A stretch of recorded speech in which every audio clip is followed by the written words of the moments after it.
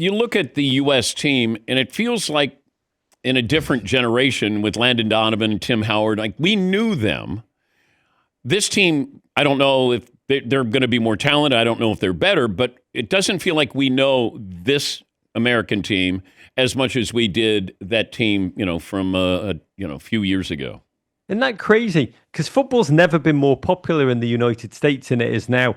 The Economist a couple of weeks ago revealed that soccer is America's third favorite sport, just pushed out baseball. 10% of Americans say soccer is their favorite sport of choice, baseball at 9%.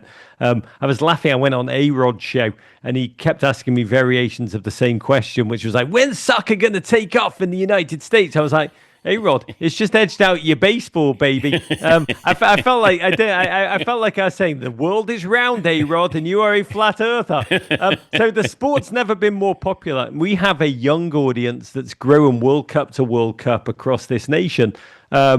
And the crazy thing that's happened is, in the olden days, we used to cheer the US team just by default because it was like what you had. But now this young audience, they cheer for Liverpool, they cheer for Arsenal, they cheer for Paris Saint-Germain, they cheer for Barcelona, Real Madrid. They are watching 24/7. And you're right, it does feel like the US team has almost gone into a bubble. And I do hope as one of the storylines, because we've never had more talented male players individually than we currently have right now, playing on bigger teams and bigger games and bigger tournaments. Our women kick ass and take names and actually win things.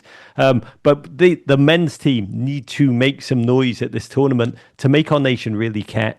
Does Christian Pulisic want to be the face? Does he want to be bigger? Because you have to put yourself out there to want to be the face of U.S. soccer. You will have to get Christian Pulisic on to answer that question himself. He is We've tried. He doesn't do much. Who doesn't say yes to DP? I agree. Not okay. Get Fritzy on the case, man. I'll say I first interviewed Christian when he was 16.